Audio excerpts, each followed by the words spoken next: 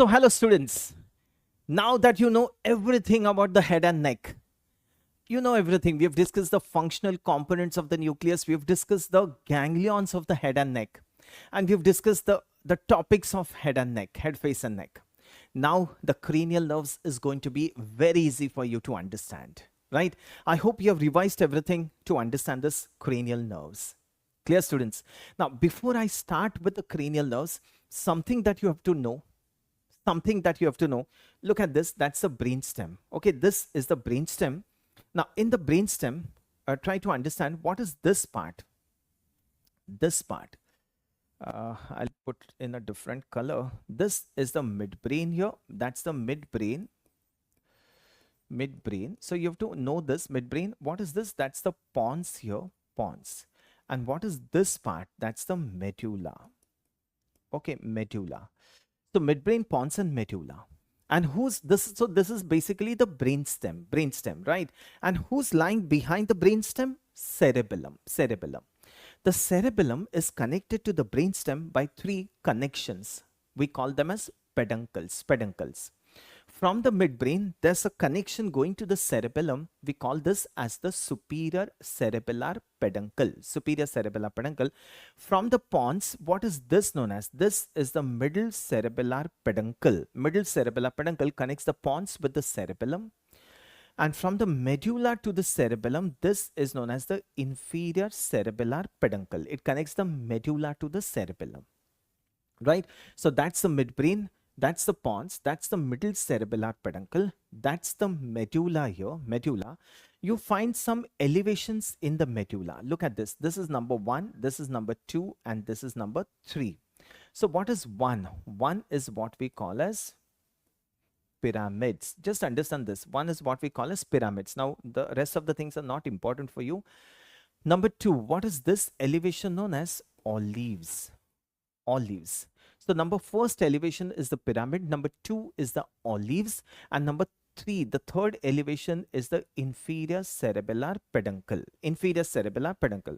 Why you have to know this? Because the cranial nerves are attached to the brainstem. So that is why you have to know this. That's the midbrain, that's clear. That's the pons, that's fine. That's the pons. That's the middle cerebellar peduncle. This is the medulla, shows 3 elevations on either sides. The first elevation, pyramids, the second is olives, and the third one is inferior cerebellar peduncle. So what is this nerve? This is the third nerve, and that's the fourth nerve. So where is the third and the fourth nerve attached to the brainstem? To the midbrain. So the third and the fourth nerves are attached to the midbrain. What is this nerve? That's the fifth nerve. Where is the fifth nerve attached? It's attached at the junction of the pons with, that's the pons with, what is this? Middle cerebellar peduncle. All right, this is the middle cerebellar peduncle. So the nerve attached at the junction, between the junction of the pons and the middle cerebellar peduncle is fifth nerve. Clear? Now, what is this structure? Pons. What is this structure? Medulla. What do we call this line as? This junction as the pontomedullary junction. To this pontomedullary junction, students, there are 3 nerves which are attached. The 6th, the 7th, and the 8th nerve. Remember, the 6th, 7th, and 8th nerves are attached to the pontomedullary junction. Okay, now, what is this? This is the 9th nerve. That's the 10th nerve, and that's the 11th nerve. So where is the 9th, 10th, and 11th cranial nerve attached between the olives and the inferior cerebellar peduncle? You understand this? Between the olives and the inferior cerebellar peduncle is the 9th, 10th, and 11th cranial nerves. And between the pyramids and the olives, what is this cranial nerve? Number 12. Clear? So once again, the third and the fourth nerves are attached to the midbrain. The fifth nerve is attached at the junction of pons with the middle cerebellar peduncle. Fine. At the pontomedullary junction, there are 3 nerves. The most medial is the 6th, then is the 7th, and finally the most lateral is the 8th nerve. Between the olives and the inferior cerebellar peduncle, you've got attachment of 3 nerves, the 9th, the 10th, and the 11th nerve. And between the pyramids and the olives, we have got the 12th nerve. So this is important because you have to know the attachment of cranial nerves to the brainstem. Fine, students? Okay, with this uh, basis, we start with the cranial nerves. We start with the cranial nerves. Come on, students. So let us start with the facial nerve. Facial nerve. Now we know everything. You've seen the functional components. Now you tell me, what is the facial nerve supply? The facial nerve supplies the muscles of the second pharyngeal arch, correct? To supply the muscles of second pharyngeal arch, what component should the facial nerve have in its nucleus? Answer now. To supply the muscles of second pharyngeal arch, what is that component which the facial nerve should have in its nucleus? That's the special visceral efferent components. So when we write the cranial nerves, the first thing that we are going to write is the functional components. Functional components, right? So we are going to first write the functional components of the nucleus. For any cranial nerve, for any cranial nerve, just follow this pattern. Functional components of the nucleus. We are discussing the facial nerve now, right? So facial nerve supplies the muscles of second pharyngeal arch. To supply the muscles of second arch, what is the component required? The special visceral efferent component. Okay. The second thing that you're going to write is the nucleus of the facial nerve. Nuclei of the facial nerve. Okay. So what is the name of the nucleus of the facial nerve which belongs to this component? The name of the nucleus of the facial nerve which is actually going to supply the muscles of second pharyngeal arch. The name of the nucleus is motor nucleus of facial nerve. Motor nucleus of facial nerve. Okay, that's the nucleus, that's a component. We've seen this already. Now, what else does a facial nerve supply? Students, facial nerve supplies all the glands in the head and neck. We know this. Facial nerve supplies all the glands in the head and neck except parotid. To supply the glands in the head and neck, what component should the facial nerve have in its nucleus? That's the general visceral efferent component. General visceral efferent. So the second component of the facial nerve is general visceral efferent. And what is the name of the nucleus of the facial nerve which is going to supply the glands?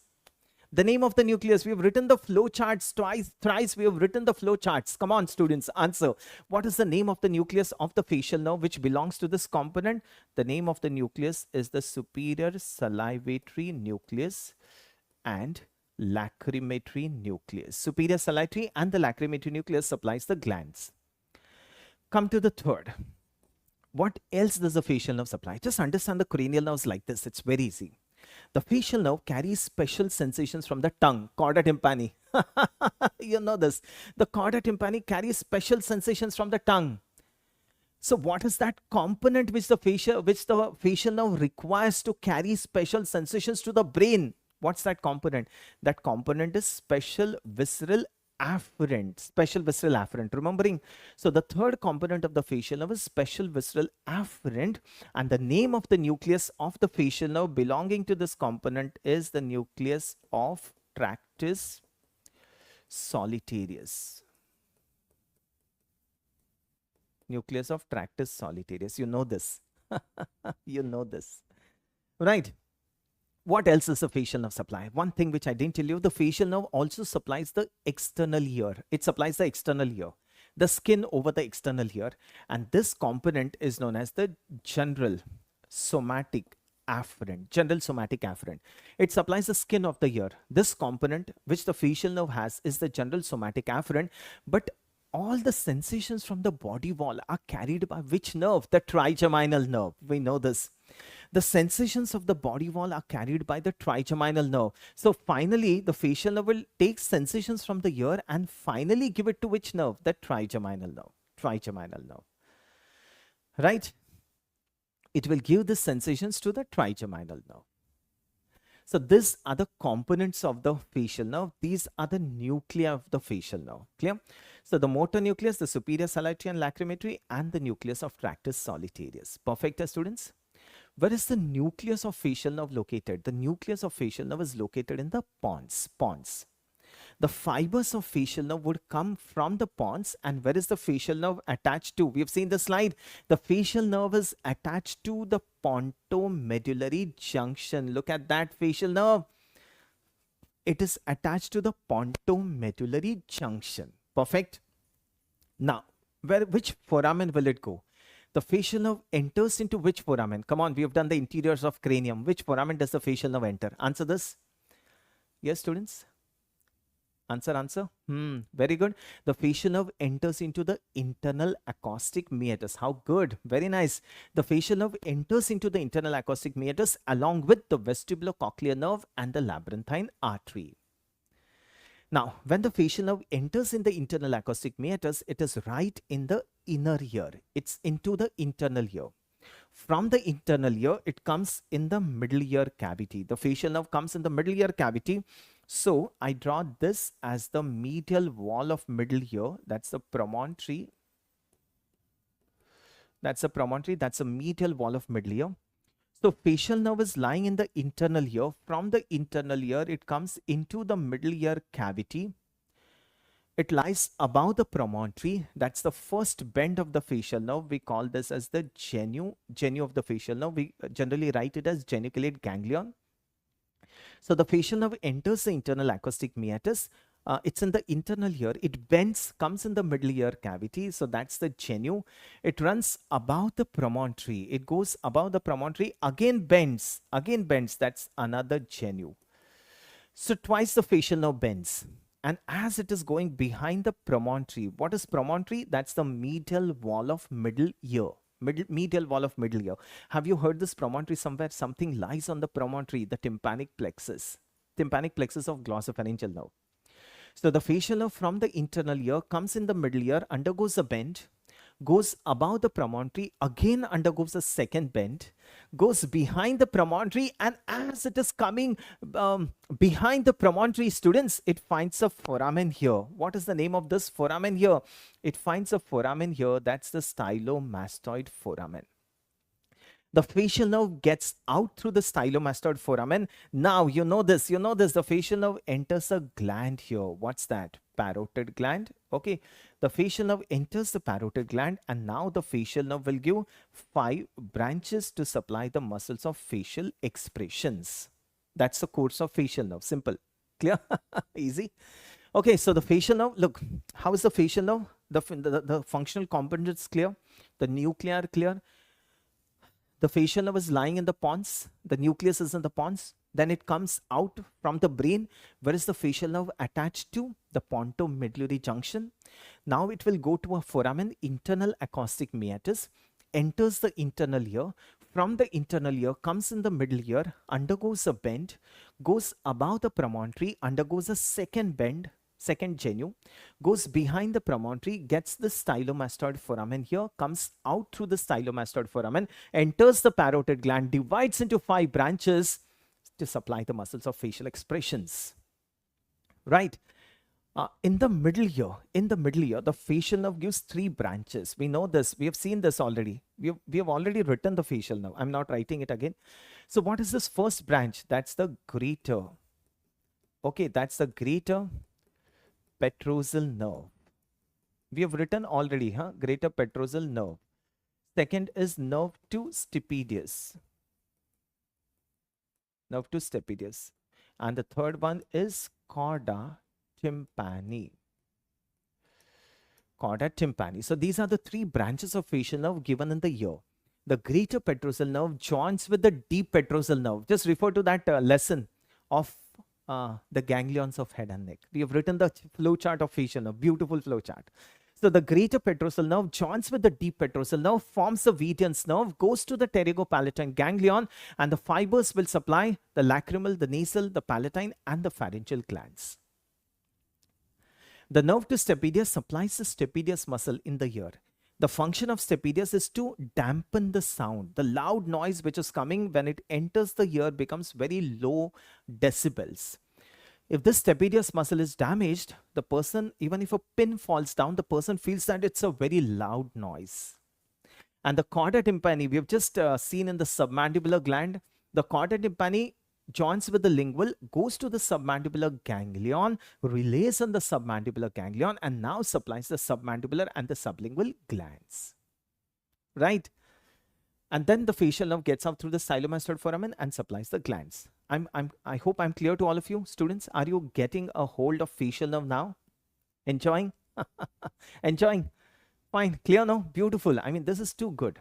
If you understand the course of facial nerve like this, that's the first branch, second branch, third branch, then gets out, you will be able to understand the lesions of facial nerve. So suppose a person comes to me, the person has a lesion, the person has a paralysis of the face. It's a lower motor neuron type of paralysis. It's Bell's palsy. The facial muscles are involved, right? The entire face is involved. The half of the face is paralyzed. Now, I know it's involvement of the facial nerve. What is the question that I'll see? What will I see? Whether the hearing is right. The person is able to hear correctly. The person has secretions from the submandibular and the sublingual glands. Suppose if the secretions of submandibular and sublingual glands are intact, that means the lesion is here. That means the lesion is here, just below the stylomastoid foramen. The lesion is here. So the patient gets only facial paralysis. Rest all the branches are intact.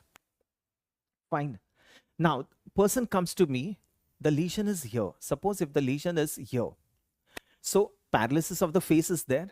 Secondly, the person will complain of loss of secretions from the submandibular and the sublingual glands. But hearing is normal. Hearing is normal. So hearing is normal. That means the lesion is between these two nerves.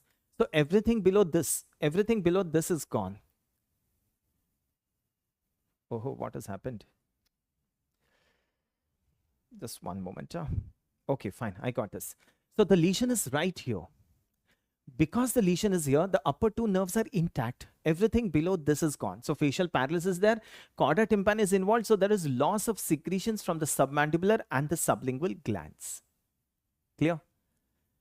Hearing is intact. Suppose a person comes to me with a lesion here. Okay, that's number 2. That's number 3. Person comes to me with a lesion here. The person is not able to hear. Person is able to hear and not able to hear, meaning very loud noises the person is able to hear. Paralysis of the face is there. There's loss of secretions of submandibular and sublingual glands. This is gone. The chorda tympani is gone. Hearing is impaired. That means this is gone. But lacrimation is fine. Running nose is there. That means the rest of the glands are properly working. That means where is the lesion? Here. Below this, everything is gone. Now, this greater petrosal nerve is going to supply all the glands, meaning lacrimal, nasal, palatine, and pharyngeal. These 4 glands. Chorda tympani is going to supply submandibular and sublingual gland. And finally, a patient comes to us with a lesion here, just after the genu.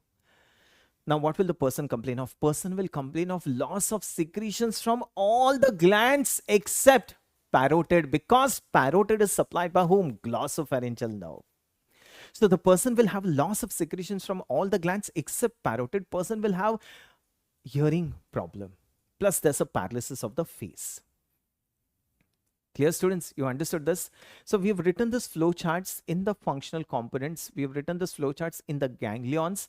So just refer to it and try to understand this, the flow chart. So once again, I'll tell you facial nerve, the functional component is clear to you. Just go through it. Nucleus is clear. Facial nerve is located in the pons. The nucleus, it gets attached to the pontomedullary junction, enters the internal acoustic meatus, goes to the internal ear. Now, from the internal ear, it comes to the middle ear, undergoes a bend, goes above the promontory, again a second bend, goes behind the promontory, gets out through the stylomastoid foramen, enters the parotid gland, gives 5 branches.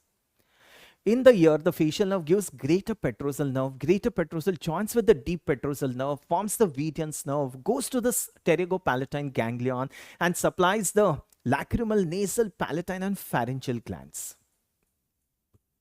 Right? Nerve to stapedius supplies the stapedius. The chorda tympani joins with the lingual, goes to the submandibular ganglion, supplies the submandibular and the sublingual glands. And finally, these 5 branches are going to supply the muscles of facial expressions. So depending upon what the patient is going to present to you, we are going to identify the site of lesion of facial nerve. I hope, students, this facial nerve is clear to all of you. Facial nerve is clear. Perfect. You'll be able to understand and answer. If there's any problem, just get back to me. Now, coming to the next nerve. Okay, facial nerve is fine. Now come to the next nerve. We come to the glossopharyngeal nerve. The next nerve is the glossopharyngeal nerve. Glossopharyngeal nerve, ninth nerve. Now tell me, students, what is the glossopharyngeal nerve going to supply? So we talk about the functional component of the glossopharyngeal nerve, and we also talk about the nuclei of the glossopharyngeal nerve. So simultaneously we'll go to it. Nuclei of glossopharyngeal nerve. Okay, chalo. You tell me, what is the glossopharyngeal nerve supply? Now you're very good. What did you say? It supplies the parotid. Excellent. So glossopharyngeal nerve is going to supply the parotid gland. To supply the parotid gland, what is that functional component which the glossopharyngeal nerve should have in its nucleus? Excellent. What is that? The first component is general visceral efferent. General visceral efferent. Now, this general visceral efferent is going to supply what? The parotid gland. Parotid gland. And what is the name of the nucleus of the glossopharyngeal nerve which belongs to this component? The name of the nucleus is the inferior salivatory nucleus. Inferior salivatory nucleus. Okay. So, general visceral efferent, the name of the nucleus is inferior salivatory nucleus. What else is a glossopharyngeal nerve supply? It is a muscle of third arch. Glossopharyngeal nerve is it's a nerve of third arch. There's one muscle in the third arch. Name? We've seen this. There's only one muscle in the third arch. What's that? Stylopharyngeus. Stylopharyngeus. Excellent. So glossopharyngeal nerve supplies the stylopharyngeus. To supply the muscle of the third arch, what is the component which the glossopharyngeal nerve should have in its nucleus? Special visceral efferent. Special visceral efferent. It supplies the stylopharyngeus muscle. And what is the name of the nucleus of the glossopharyngeal nerve belonging to this component? That's the nucleus ambiguous. Nucleus ambiguous is a common nucleus for three nerves. What else does the glossopharyngeal nerve supply? The glossopharyngeal nerve supplies the posterior 1/3 of the tongue. Special sensations. Posterior 1/3. So facial and glossopharyngeal are nearly similar. What is the name of the component? Special sensations from the tongue. So it is special visceral afferent. Special visceral afferent. Special sensations from the tongue. And what is the name of the nucleus? The name of the nucleus is nucleus of tractus solitarius. Right? Nucleus of tractus solitarius belonging to this component. What else does the glossopharyngeal nerve supply? It supplies the palate and the pharynx, general sensations. So that is general visceral afferent. General visceral afferent. Just the sensations, there's no nucleus for this. General visceral afferent. So clear, what are the components? It supplies the pharynx, so general visceral afferent. So these are the functional components of the glossopharyngeal nerve, something very similar to facial nerve.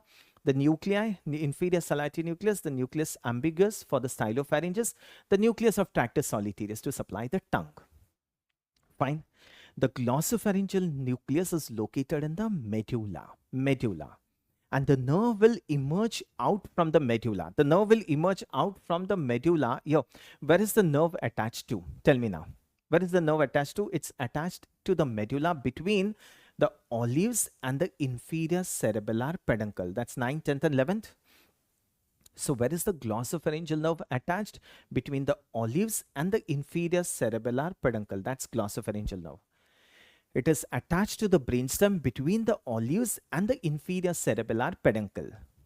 Now tell me, this glossopharyngeal nerve will get out through which foramen? Students, now we have to get outside the skull. So which foramen is that? Yes. Try to recollect. Which foramen does the glossopharyngeal nerve get out? Think. Jugular foramen? Was it jugular foramen? Yes, students, come on. That's jugular foramen. Yes. Which compartment of the jugular foramen? The middle compartment. 9, 10, 11 cranial nerves. So the glossopharyngeal nerve gets out through the middle compartment of the jugular foramen. It is outside the skull. Now it is outside the skull. It goes with the stylopharyngeus muscle. So the glossopharyngeal nerve and its friend stylopharyngeus. The stylopharyngeus begins from the styloid process, glossopharyngeal nerve and the stylopharyngeus muscle, they go together. You remember the pharynx, students? You remember the superior constrictor, middle constrictor, inferior constrictor? You remember between the superior and the middle constrictor what goes inside the glossopharyngeal nerve and the stylopharyngeus muscle? So the glossopharyngeal nerve, once it gets outside the skull, it goes between the superior and the middle constrictor muscles of the pharynx. It goes inside the pharynx, and from the pharynx, it goes to supply the palate and the tongue. Are you clear with the course of glossopharyngeal nerve? I mean, it's superb. It's beautiful. You just try to read all the lectures, and then finally you see this cranial nerve lecture. You'll understand everything. Understanding? Okay, once again, glossopharyngeal nerve, the components is clear, the nucleus is clear. The glossopharyngeal nerve nucleus is in the medulla, gets attached to the medulla between the olives and the inferior cerebellar peduncle. The glossopharyngeal nerve gets out through the middle compartment of the jugular foramen. It is outside the skull. It joins with the it goes with the stylopharyngeus muscle between the superior and the middle constrictor muscles of the pharynx. It goes inside the pharynx, and from the pharynx, one moment, the glossopharyngeal nerve goes deep to this muscle. What is this muscle? That's the hyoglossus. Okay, that's a hyoglossus muscle. It's a muscle of tongue. So the glossopharyngeal nerve goes, that's the glossopharyngeal nerve. The glossopharyngeal nerve goes deep to the hyoglossus, and it then supplies the tongue. It supplies the palate. It supplies the tonsil. Clear? So when we talk about the branches of glossopharyngeal nerve, branches of the glossopharyngeal nerve, if we talk, the first one is muscular branch. Muscular branch to stylopharyngeus muscle. It supplies the stylopharyngeus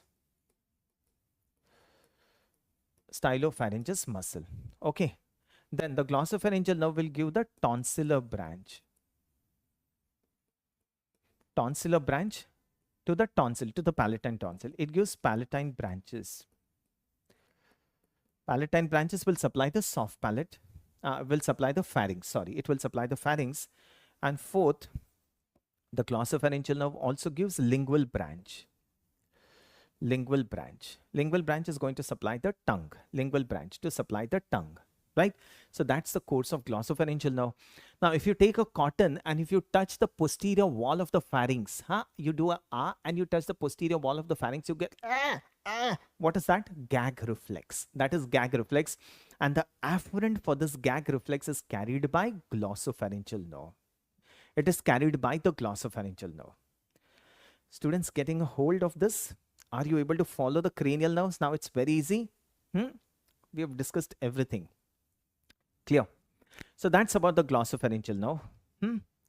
So the functional components, the nucleus, the attachment to the brainstem, the exit from the cranial cavity, then its extracranial course, how it goes between the constrictors into the pharynx, and then how it goes to the oral cavity. It goes deep to the hyoglossus and then goes and supplies the tongue.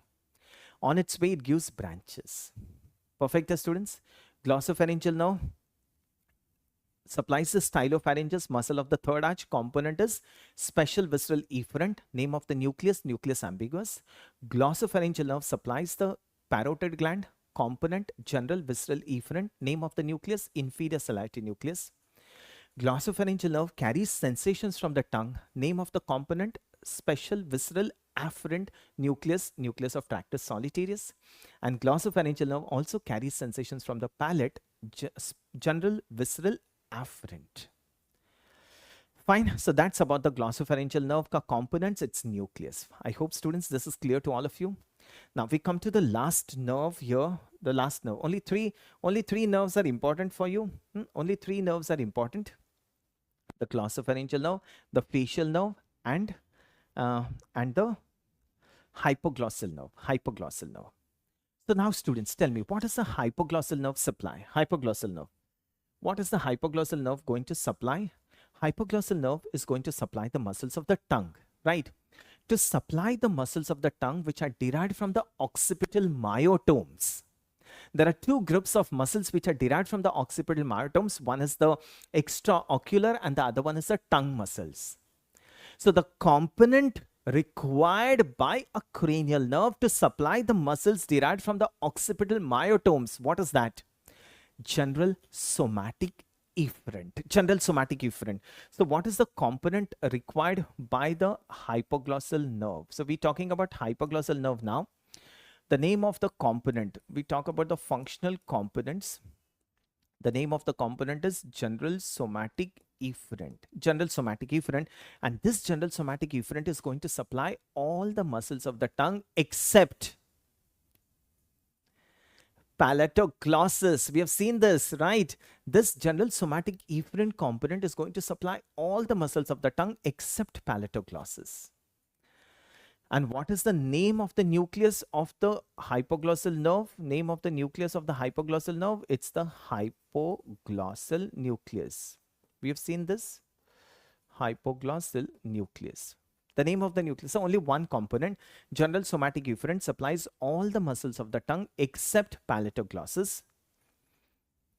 Name of the nucleus is the hypoglossal nucleus.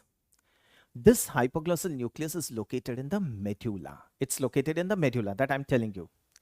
Where is the hypoglossal nerve attached to the brainstem? Students, where is the hypoglossal nerve attached to the brainstem? It's between, what is this, students? That's the pyramids. And what's this? Olives. So between the pyramids and the olives, you can see this nerve. That's the hypoglossal nerve.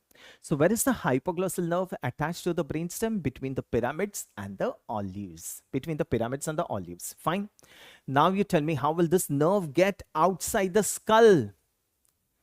Through the hypoglossal canal, right? Or the anterior condylar canal. The nerve gets outside the skull.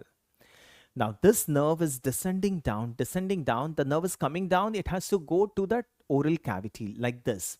So this hypoglossal nerve is going to wind around. This hypoglossal nerve is going to wind around the sternomastoid branch of occipital artery. Occipital artery is a branch of external carotid. It gives a branch to supply the sternocleidomastoid. So the hypoglossal nerve winds around the around the sternomastoid branch of occipital artery. Now it comes in front. It lies on this muscle. That's the hypoglossal nerve. It lies on the hyoglossus muscle and it goes to supply the tongue. That is how the hypoglossal nerve goes to supply the tongue. So once again, functional component, general somatic efferent. Name of the nucleus, hypoglossal nucleus, located in the medulla.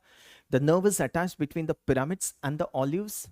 The nerve goes to the hypoglossal canal, gets out through the hypoglossal canal, goes down, winds around the sternomastoid branch of the occipital artery, comes to the tongue, lies on the hyoglossus, and now goes to supply the tongue. That's the hypoglossal nerve. This hypoglossal nerve supplies all the muscles of the tongue except palatoglossus. If this hypoglossal nerve is damaged, what happens? Where is the tongue deviated to? The tongue is deviated to the same side of lesion. I've told you why. Because the genioglossus is going to protrude the tongue to the opposite side. Suppose the right genioglossus protrudes the tongue to the left. Suppose if the right hypoglossal nerve is damaged, the right genioglossus is paralyzed, the left becomes powerful and the left is going to deviate the tongue to the right side. So in lesions of hypoglossal nerve, the tongue is deviated to the same side of lesion. Same side of lesion. Clear? What are the branches of hypoglossal nerve? The branches of hypoglossal nerve, one is the branches to the tongue, lingual branches to the tongue. Second is descending hypoglossi. Okay, descending hypoglossi, that's the superior root of ansa cervicalis. That's actually not a branch of hypoglossal nerve. These are the fibers of C1 which accompany the hypoglossal nerve. Takes part in the formation of ansa cervicalis. Right, so that's how the hypoglossal nerve supplies the tongue. In paralysis of hypoglossal nerve, the tongue is deviated to the same side of lesion. Clear, students? Clear to all of you? That's about the hypoglossal nerve. Now, in short, I'll tell you the other nerves, the third, fourth, and sixth nerves. The third, fourth, and sixth. Now, the third, fourth, and sixth nerves are going to supply the extraocular muscles, right? To supply the extraocular muscles which are derived from occipital myotomes, what component does this nerve have in the nucleus? Same like hypoglossal. General somatic efferent. So general somatic efferent is present in 3, 4, 6 and 12th nerve, right? What is the name of the nucleus of the 3rd, 4th and 6th nerve belonging to this component? Oculomotor nucleus, trochlear nucleus, abducens nucleus. Oculomotor, trochlear and abducens nucleus. Where is the 3rd and the 4th nerve attached to the brainstem? To the midbrain. Look, that's the 3rd nerve, that's the 4th nerve. It is attached to the midbrain. The 6th nerve is attached to the pontomedullary junction. That's a pons, that's a medulla, that's a 6th nerve, right? So what is the name of the component for the 3rd, 4th and 6th nerves? General somatic efferent. The corresponding nuclei they'll have. Where are they attached to the brainstem? 3rd and 4th is attached to the midbrain. 6th is attached to the pontomedullary junction. Now these 3 nerves would be going towards the superior orbital fissure. You remember? The brainstem is in the posterior cranial fossa. So these nerves have to go towards the orbit to the superior orbital fissure. And as these nerves are going towards the superior orbital fissure, they are related to the cavernous sinus. So you know the cavernous sinus, you know the relations in the lateral wall of the cavernous sinus. So the 3rd and the 4th nerve is related to the lateral wall of cavernous sinus. The 6th nerve passes through the floor of the cavernous sinus. Clear? Now these nerves will enter the superior orbital fissure. The 3rd, 4th and 6th nerves would enter the superior orbital fissure. Like if I draw the superior orbital fissure like this superior orbital fissure is divided into 3 parts by a ring, which gives origin to the extraocular muscles, that is the ring of Zinn. The ring of Zinn. This is the common tendinous ring or the ring of Zinn. So that's the superior orbital fissure, lateral compartment, middle compartment, intermediate and medial compartment. Okay. So what would pass to the superior orbital fissure? 3rd, 4th, 6th and the ophthalmic division of trigeminal nerve, right? 3rd, 4th, 6th and ophthalmic division. So what passes to the lateral compartment? Lateral compartment is LFT. What is L? Lacrimal nerve. F is frontal nerve, lacrimal frontal. T is trochlear nerve, 4th cranial nerve. That's trochlear. So through the lateral compartment goes lacrimal and frontal. These are the branches of what? These are the branches of ophthalmic division. Ophthalmic division of trigeminal nerve. 3rd, 4th, 6th and ophthalmic division passes, no? So lacrimal and frontal passes through the lateral compartment. The trochlear nerve passes through the lateral compartment. Through the intermediate compartment of superior orbital fissure goes the oculomotor nerve. Oculomotor nerve divides into 2 branches. Between the oculomotor nerve is the nasociliary and this is the abducens nerve. Abducens nerve. So what is OC? OC is the 3rd cranial nerve. That's oculomotor nerve which passes to the middle compartment. NC is the nasociliary. Nasociliary is a branch of ophthalmic division of trigeminal nerve. And AB is the abducens, is the 6th cranial nerve. 6th cranial nerve, right? And what passes to this compartment is a vein. The inferior ophthalmic vein passes from here. Clear? So the 3rd and the 3rd, 4th, 6th nerves are attached to the brainstem. They pass in the middle cranial fossa. The 3rd and the 4th nerve are related to the lateral wall of the cavernous sinus. The 6th nerve is related in the floor of the cavernous sinus. All these nerves will be coming in front and will be going to the orbit through the superior orbital fissure. The superior orbital fissure is divided into 3 compartments. That's the superior orbital fissure divided into 3 compartments by this ring, which is known as the ring of Zinn. So that's the lateral, that's the intermediate, that's the medial compartment. Right? What passes to the lateral compartment is lacrimal, frontal and trochlear nerves. Intermediate compartment are the 2 divisions of oculomotor with the nasociliary in between, and that's the abducens nerve. So lacrimal, frontal and nasociliary, these are branches of the ophthalmic division of trigeminal nerve. Clear? And then all the muscles of the eyeball are supplied by whom? All the extraocular muscles. All extraocular muscles are supplied by All extraocular muscles are supplied by, yes, answer this.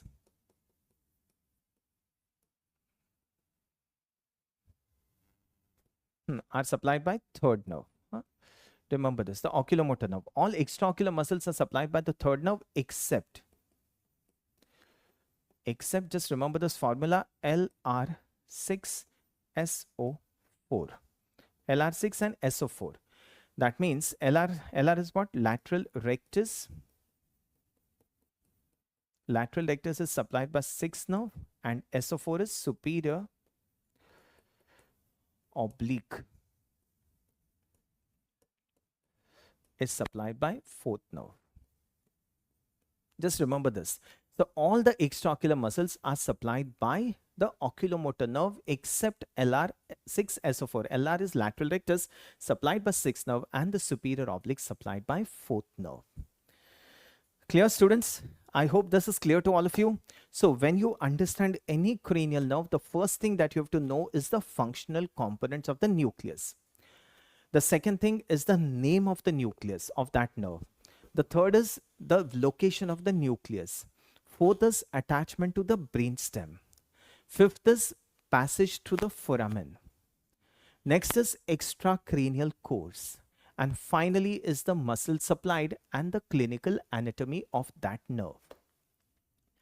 I hope, students, this is clear to all of you, the cranial nerves. So go in a sequence that I've told you. The lectures are put in a sequence. Understand the sequence. Try to correlate the lectures with each other. Try to understand in depth. I've told you what is important, and whatever I've told you is very, very important from your MCQ point of view. Clear? So the very important topics we have covered. We have covered the triangles. We have covered right, the face, the triangles. We have covered the interior of the skull. The most important thing is the ganglions of the head and neck, the functional components. That's another very important thing. The cavernous sinus, dural venous sinus, the larynx, pharynx, the glands we have covered, the embryology of head and neck. That's another very important MCQ topic. And finally, the cranial nerves I've covered for you. Clear, students? I hope this entire thing is clear to you. The entire anatomy I've put in a nutshell for you, specially for you. Anything else? Any other doubts that you have? Let me know. Any other doubts? Yes? Is this clear to all of you? So I'm Dr. Pradeep Pawar, Professor of Anatomy, signing off. Thank you so much for your patient listening. In case of doubts, do get back to me. Okay. If you have any doubts, we'll have an interactive chat. We'll have a group.